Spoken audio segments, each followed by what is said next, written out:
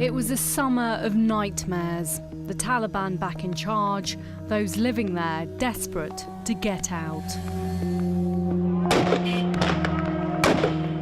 The UK government tried to evacuate Britons and Afghans who'd worked alongside them. It was chaos. Now, in a searing report from the Foreign Affairs Select Committee, the British evacuation has been judged as abysmal, which ultimately, it says, put lives at risk. The MPs were unambiguous in their criticism and said, "The manner of the withdrawal of international forces from Afghanistan was a disaster, a betrayal of our allies, and weakens the trust that helps to keep British people safe. The UK government failed effectively to shape or respond to Washington's decision to withdraw, despite having had 18 months' notice. There were systematic failures of intelligence, diplomacy, planning and preparation, which raised questions about the machinery of government." You know, when we were writing the report last week, I think in the committee we all felt sick that this was the report we had to write. It's the most scathing report I have seen in all my time as an MP. But I think we felt sick that we had to write it, because it shouldn't have been like this and it needn't have been like this. Last summer, Newsnight discovered that mixed messages had been sent to some of those who were trying to get out of Afghanistan by the Foreign Office. Some were told to go to the Abbey Gate at Kabul airport, where a threat was deemed to be imminent, while others were told to stay put. Today's report makes clear that there was, and I quote, "a lack of clarity which led to confusion and false hope among Afghans who were desperate for rescue." It goes on to say, "They and the many civil servants and soldiers working hard on the evacuation were utterly let down by failures of leadership in government." I think lives were lost for people who found that they were disclosed to the Taliban, who took their revenge on them, and for those people who even now are being killed because we left them behind, we're not getting them out, and the Taliban are hunting them down.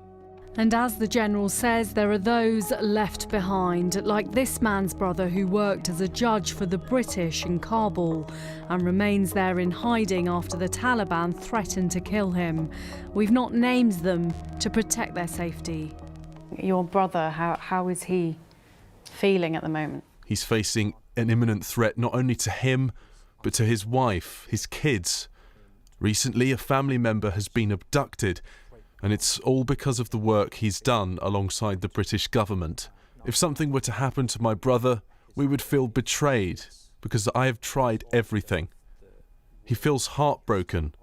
We've seen messages, he says, have been sent to him and his brother by militants. "Our people are hunting for you. We will find you very soon, and if captured, we will not spare your life. Your brother caused a lot of damage to us, so we will not spare his life and the lives of his family if we get them. We are searching for them."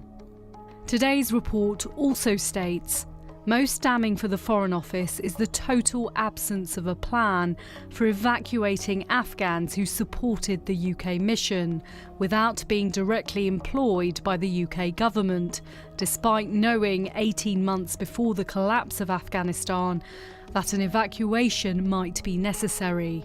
Supporters of the government will say that this was an emergency, that the Taliban took over a lot more quickly than many had anticipated, which led to ministers having to juggle lots of different balls in very difficult circumstances.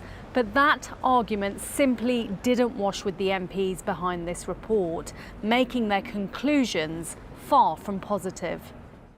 Ministers tell us staff worked tirelessly to evacuate over 15,000 people within a fortnight. This was the biggest UK mission of its kind in generations and followed months of intensive planning and collaboration between UK government departments. They say they're still working hard to get people out, having already helped more than 4,000 leave the country. since the end of the military evacuation.